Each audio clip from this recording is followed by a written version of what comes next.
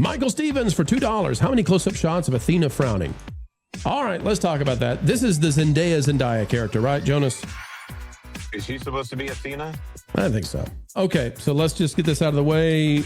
Everybody, now this is your chance. You run if you don't want it spoiled. All right. Well, we'll have to back this up to explain. So in the original Odyssey, it is presented as a heroic thing that the walls of Troy are broken down, the gates are defeated with the Trojan horse, and that they're hiding inside the horse. They open the gates, and the city is taken after 10 years, right? That's right, Jonas? Yeah. All right. In this movie, that's a bad thing. And it's a bad thing because in this movie, Zeus's law says that if you are a guest of any location, you, number one, the host must accept you and be kind to you. And that's the foundation of human civilization and civility and the anti-barbarian way of life that had been forever before. And on the other side, the guest must treat the host with kindness in return.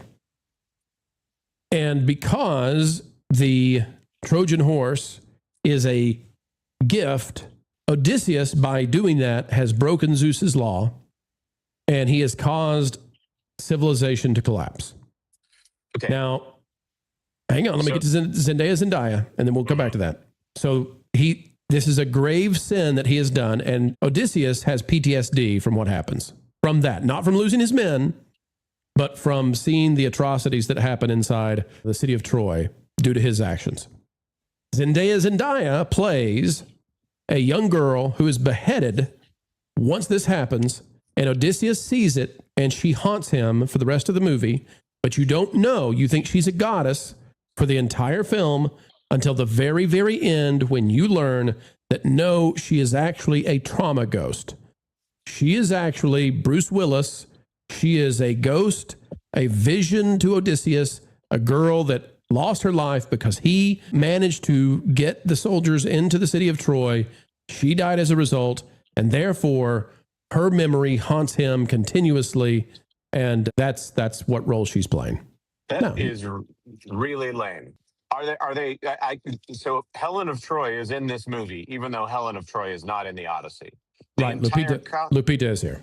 Right. The entire concept of Helen of Troy is that Paris takes Helen of Troy and that there is a war that starts because Helen of Troy is taken. And there is this excuse for this war, and Agamemnon is fighting. Basically, how does that factor into Zeus's law? Or does the Zeus's law only apply to this one thing that happened? This one thing. They abused. This is stupid. This is stupid. This is a period. Well, that's what ruins the movie at the end. This is what ruins the movie, because you don't know that Zendaya is a trauma ghost until the very, very end, like the end. And you don't know that, in fact, Odysseus was always the bad guy because he's the one who caused the world to collapse. It's his fault. Everything is his fault, because when he did the Trojan horse, he broke a major... It was a sin against Zeus. And so everything that's been happening in the movie is actually Odysseus' fault. Oh, okay. So when you were describing this to me before, I thought that you were saying that this is a hallucination of some kind inside Matt Damon's head. Well, Zendaya. You're saying that MJ is actually a spirit sent from Zeus? Nope. She's just a trauma thing. She's just a trauma hallucination. But so everybody in Odysseus's old town that he leaves is terrified of the sea people. And when he gets back, what's revealed at the very end to him and to everybody else is he's actually the sea people, the uncivilized, because he is the one who opened the gates of uncivility by letting the Trojan horse go into Troy. By doing that trick where you pretend to be a gift, you pretend to be a guest, but you break that bond, you break that rule. That was the glue that held together human civilization.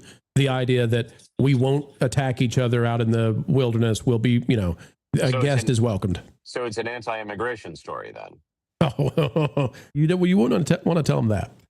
Okay, let's get through the rest of these, and then we'll keep going with the spoilers. I think the chat's about to lose their minds after hearing this, and I bet some people who saw the movie are just now hearing that and going, "Oh, that's what that was." Yes, yes. John for 5. So a dog goes to heaven.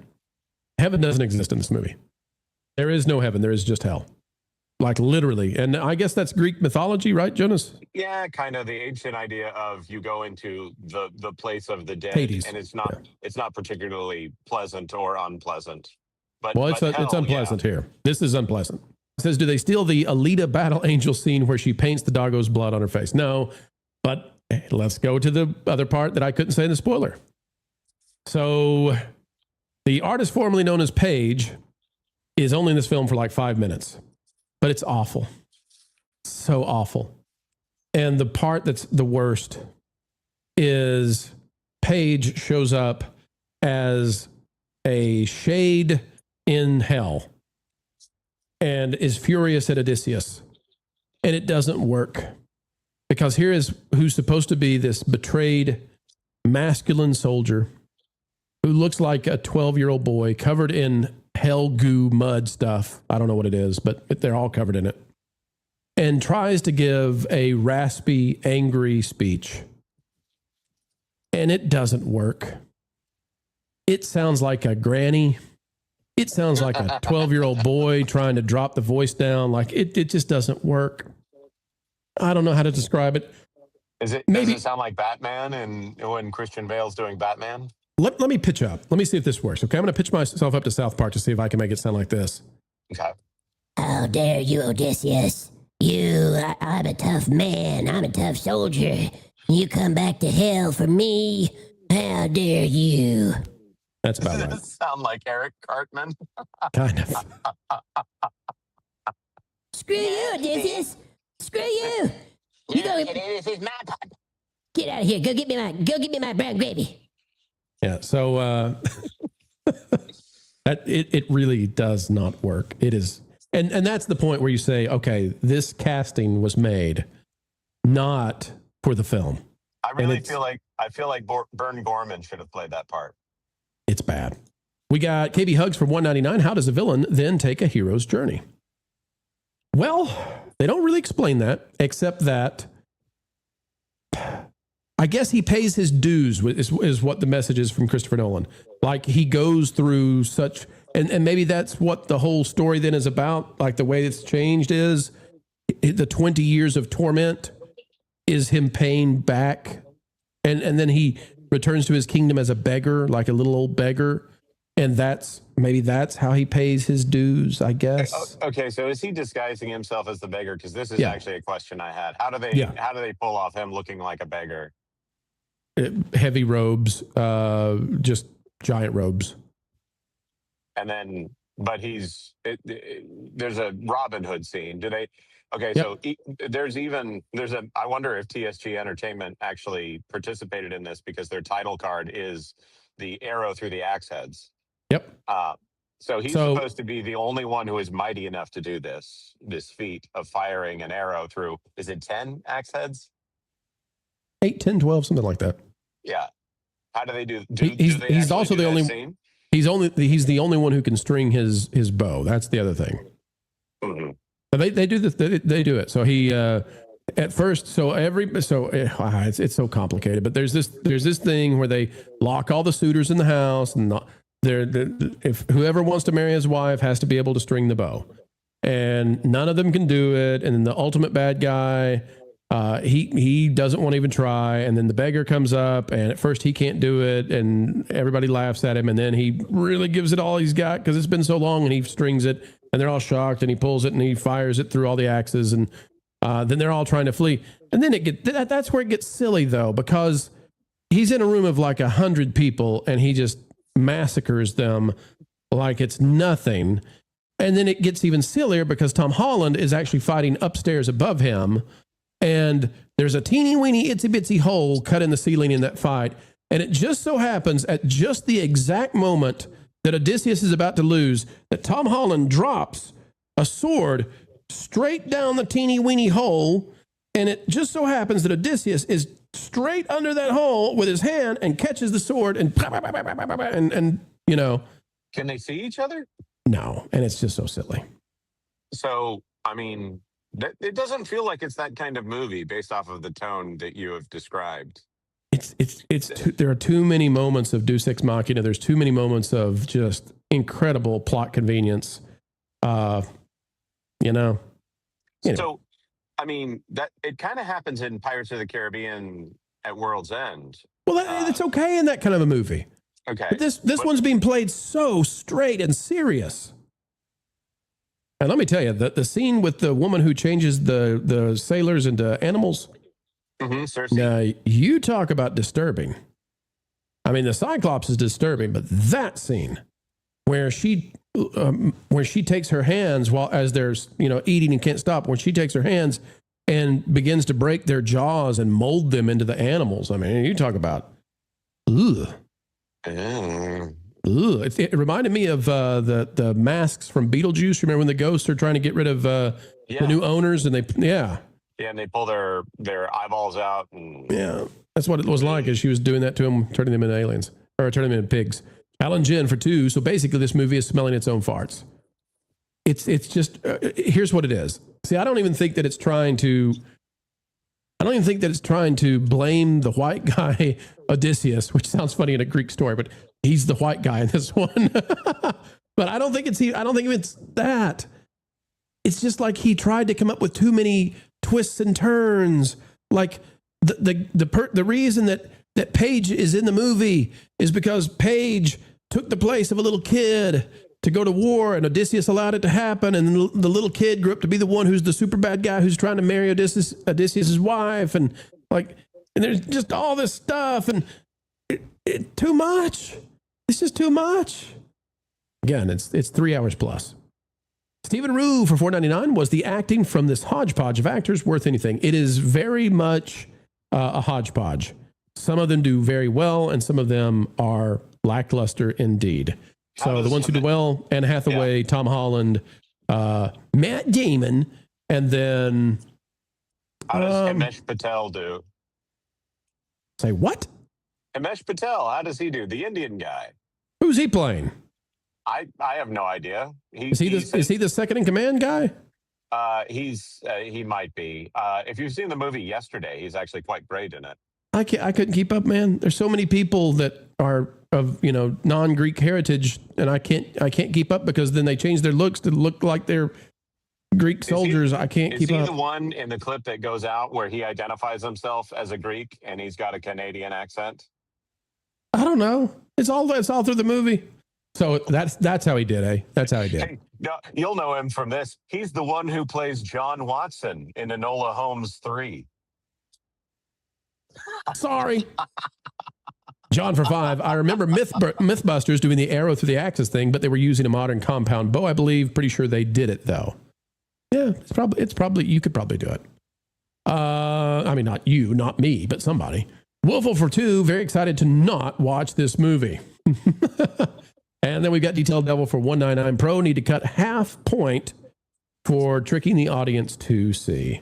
Well, that's the job of the marketing, eh? And I'm not sure the marketing did real well. All right, Jonas, you got any more questions for me in regards to Christopher Nolan's The Odyssey? Charybdis. Do they do Charybdis? The giant creature in the ocean that swallows entire ships. Nope. They do. They dodge the whirlpool. They get sucked up by the octopus thing in the cliffs. The Cyclops is unbelievably disturbing. And especially its screams. It was almost nauseating, the screams, and it's gratuitous when they stab it in the eye and stuff. It's really too much. Does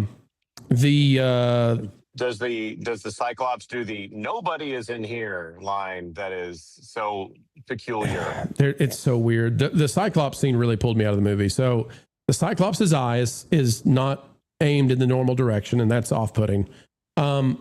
But the Cyclops doesn't speak until after it's been stabbed in the eye. And then the audience can't understand it, but it's like crying out to the gods somehow.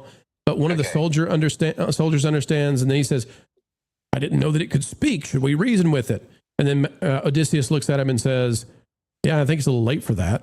And that he did try to eat them. but that came across as like Marvel, you know, and it was like, I don't know. It didn't work for me. Didn't work for me. Yeah. I'm trying to think what else. Okay, so you got Calypso, you got Charybdis. For some reason, Helen of Troy is in this, even though she's from a different story. Well, she's only there because Odysseus' son set sail to find out what happened to his father, and he comes across a city where some king there knows what happened, and he's married to Helen of Troy, but she's been maimed so that she's not beautiful anymore. Imagine that. Mm-hmm. And then you have Circe, who's the witch with the lotus eaters that makes people forget. Is she supposed to be beautiful? Generally speaking, generally speaking, they do cast someone who's good looking as Circe. Okay, Circe is the witch, right? The witch on the island. Okay, right. Well, she's played by like a 50-year-old woman. Yeah. It's an odd thing. She was an actor. She was in The Walking Dead, and I think she was on a show on Stars. She's not traditionally someone you would go to for. Pretty weird. The ingenue, I'll say. Pretty weird. So she turns them all into pigs. Then Odysseus shows up, and he won't eat the stuff, and she tries to kill him, but he grabs her crow, who happens to be her sister. Oh. And then she's like, "Oh, well, you beat me. I'll turn your pals back into real butt naked humans again. And by the way, go ahead and flee, but they're going to die. So there you go." So one more. How do they do the sirens? Oh, you don't even hardly see them. They're so far off, and the audio cuts off because when the soldiers put the wax in their ears, the audience gets the sound of like what it would be like to have wax in their ears. So you get nothing. Oh, I hate that. So Odysseus in the original, Odysseus is the only one who gets to hear the siren song, and he commands them to just ignore him until they are past the range of the sirens. And the sirens are kind of like mermaids. It's supposed to be, that's the original idea of the mermaid, is the beautiful woman on top. But actually, it's a hideous sea creature that's going to drag you to your drowning death. It's a very classic, superstitious chimera sailor kind of idea. In this, is that what the sirens are? They're so far off you can't tell. Yeah. They're in the fog and they're super far off. The thing I'll say, Jonas, is they're so. Like maybe there's 2 minutes of anything that's beautiful in this movie, and so there's really nothing to fight for. Like, it doesn't matter if there's not fields of green clover and kids and families. Like, it just doesn't. Who cares? Like, it's just so brutalist. That's what I would say. I should have said this in the non-spoiler. This is a brutalist film. Like, it's hard to find anything that's worth fighting for except just fighting for the sake of fighting. Mm-hmm. Brutal. Well, you've made it to the end of the video, and that means you are a true pal of Pro. Thank you so much for watching the entire thing, ladies and gentlemen. And we ask that you consider clicking that like button. Drop a comment down below. Let us know your thoughts. And remember, folks, we've got more content yet on the way. The drive-bys can't handle what we have to say. But we never stop, not for a minute, because we want to win it for you. Until the next time, keep learning, keep growing.